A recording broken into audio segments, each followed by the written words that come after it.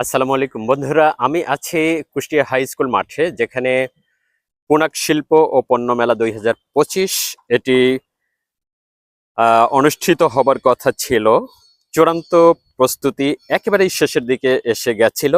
তো যে কোনো দিন উদ্বোধন হবার কথা, এসএসসি এবং দাখিল পরীক্ষা অনুষ্ঠিত হচ্ছিল বলে এই উদ্বোধনের প্রক্রিয়া সেটা কিন্তু ডিলে করা হয়েছিল, দেরি করা হচ্ছিল।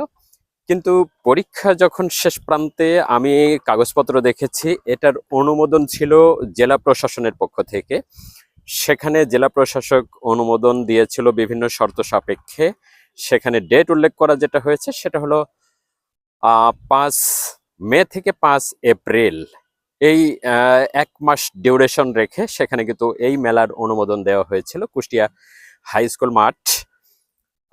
আয়োজক হচ্ছেন পুনাক পুনাক মানে পুলিশ নারী কল্যাণ, যেটা পুনাক কুষ্টিয়া পুলিশ প্রশাসনের পক্ষ থেকে এই আয়োজনটা হবার কথা ছিল। তো অনুমোদন পরে বর্ধিত করা যেত, যেহেতু শুরুটাই দেরিতে হচ্ছিল পরীক্ষার কারণে। এখন এই যে শুরুটা দেরিতে হচ্ছিল, আমি পেপারস যেটা দেখলাম সেটা হলো যে 5 মে থেকে 5 এপ্রিল, অর্থাৎ 1 মাসের ডিউরেশন রেখে এই পুনাক শিল্প ও পণ্য মেলা 2025 এটা হতে যাচ্ছিল। যেহেতু এটা ডিসির অনুমোদন ছিল, তাই আয়োজনটা এত পর্যন্ত এসেছে। কিন্তু আহ, পুলিশের আইজি পুলিশের আইজি শেষ পর্যন্ত আসলে অনুমোদন দেয় নাই।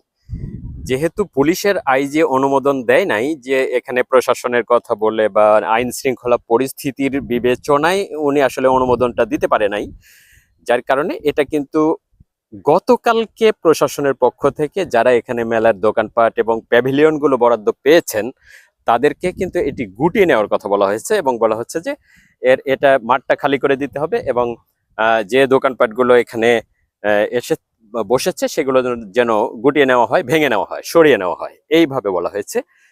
তো আমি দোকানদারদের সাথে অনেকের সাথে কথা বলেছি। তারা অনেকেই বলেছেন যে না, এখানে তাদের 50-60 হাজার টাকা, কারো 1-1.5 লক্ষ টাকা পর্যন্ত খরচ হয়ে গেছে প্যাভিলিয়নটা তৈরি করতে। এবং এখানে তারা অনেকে মালপত্র বা তাদের পণ্যগুলো উঠিয়েছে। এই অবস্থায় তারা কিন্তু বলছে যে না, তাদের আসলে ব্যাপক ক্ষতি হয়েছে। সব মিলে পুলিশ প্রশাসনেরও বিরাট এক লগ্নি কিন্তু এখানে আছে, তাদেরও অনেক টাকা পয়সা এখানে খরচ হয়েছে এবং যারা দোকান বরাদ্দ নিয়েছেন তাদেরও খরচ হয়েছে। সব মিলে আম, আহ, তারা একটা লামসাম হিসাব আমাকে যেটা দেখিয়েছেন, যে প্রায় 2.5 কোটি টাকার মতো খরচ হয়ে গেছে।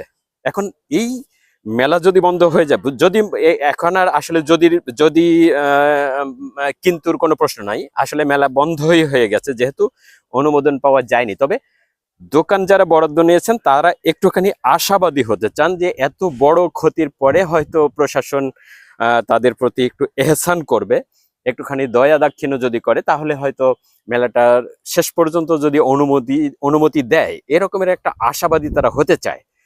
তারই প্রেক্ষিতে কেউ কেউ মাথায় হাত দিয়ে বসেছেন এবং যারা এখানে লগ্নি করেছেন তারা কিন্তু খুব কষ্টে আমার সাথে কথা বলেছেন যে তাদের আসলে ব্যাপক ক্ষতি হয়ে গেল। এই যে কিছু দোকানদার এখানে আছেন, তারা কথা বলছেন। আমি একজনের সাথে একটু কথা বলি। ভাই, আপনার প্যাভিলিয়ন কোন সাইডে? আমার এই যে স্টল গুলা ওইটা কয়টা? আমার 3টা স্টল। কোন জেলা থেকে আসছেন? আমি চাঁদপুর থেকে আসছি। আমাদের আমরা উদ্বোধন অনুষ্ঠানের দিন আসছিলাম, পুলিশ প্রশাসন আসছিল। আচ্ছা। এই যে 20 দিন ধরে কাম কাজ করছে, এতটা ইনভেস্ট করছে, তারা অনুমতি না দিলে কি করতে হয়? তারা ফুট করে কয় চলে যান, এটা কি সম্ভব? আমরা গরিব মানুষ, স্টাফ না। প্রশাসকের অনুমতি আমি দেখেছি, হ্যাঁ, উনি অনুমতি দিয়েছেন। হ্যাঁ, স্কুল কমিটির অনুমতি, মাঠের অনুমতিটাও তো হ্যাঁ, হওয়ার কথা। সব অনুমতি আছে। কিন্তু শেষ পর্যন্ত আইজি মহোদয় বোধহয় অনুমতি দিলেন না। যার কারণে এটা তো আপনাদের কি গতকালকে কোনো নোটিশ দিয়েছে, বলেছে কিছু? না, আমাদের বলছে যে নোটিশ মুটিশ নেই, কালকে এসে বলছে আপনারা মেলা হবে না, আপনারা মাল গোছান, আপনারা চলে যান। তা আমরা বললাম আমগো কোন প্রশাসনের? এটা এমনি প্রশাসকের লোক না, এই জায়গায় পুলিশ আছে, আমরা তো আর বলতে পারি না কোন জায়গা থেকে আছে। বলছে। পরে আমরা বললাম স্যার আমরা গরিব মানুষ, আর 9 জন স্টাফ লয়ে আইজা 20 দিন 25 দিন কইছে পরীক্ষার পর ভালো ভালো পরীক্ষাগুলা যাক, তাই পরীক্ষার পরে চালু করে দেবো। হঠাৎ করে আয়া কালকা কয় তোমরা যাও গা। আমরা তো আইজা 25 দিন আমগরে এনাও রাখছে। ঠিক আছে, একজন দোয়ানো 8 জন 9 জন স্টাফ, এগুলা ডিসপ্লে দাও আমগো ক্ষুদ্র, আমরা এনতে গাড়ি ভাড়া যাইতে না না কিচ্ছু না, খাইলা খালি মা সবাই ডিসপ্লে দিতাছে যে মেলা হ্যাঁ, যে মেলা হ্যাঁ হ্যাঁ, কেউই দিয়ে দোকানদারি করতে পারে নাই। শুক্রবারে সবাই ডিসপ্লে দিছিল, কিছু হালকা পরিমাণ কি রকম আপনাদের? আমার ধরেন 1.5 লক্ষ টাকা লসিব যদি মেলা না হয়। মিস্ত্রি পানি চার করছি 25,000, গাড়ি ভাড়া যদি বলছেন তার মানে কি হওয়ার সম্ভাবনাও কিছুটা হ্যাঁ আছে? হ্যাঁ, সম্ভাবনা কমিটি বলছে যে আমগো মেলা আমরা তো অনেক ক্ষতিগ্রস্ত হইবো। কেউ সুদে টাকা আনছে, কেউ এন থেকে হাওলার টাকা আছে, যেমন ইট ভাড়া 15 লাখ।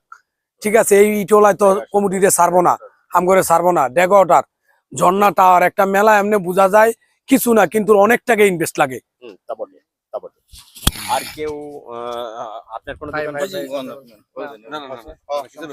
আচ্ছা, সবাই আসলে ক্ষতিগ্রস্ত এখানে। যারাই একজনের বক্তব্য দিয়েই সবকিছু বোঝা যায় যে এখানে যারাই আসলে দোকান বরাদ্দ নিয়েছেন তাদের সবারই ব্যাপক ক্ষতি হয়েছে। এই ক্ষতিটা পোষানোর একটাই উপায় ছিল, সেটা হলো মেলা চালু করা। কিন্তু আসলে প্রশাসন থেকে জানিয়ে দেওয়া হয়েছে যে মেলাটা আসলে হচ্ছে না এবং দোকানপাটগুলো গুটিয়ে নেওয়ার কথা বলা হয়েছে। সবাইকে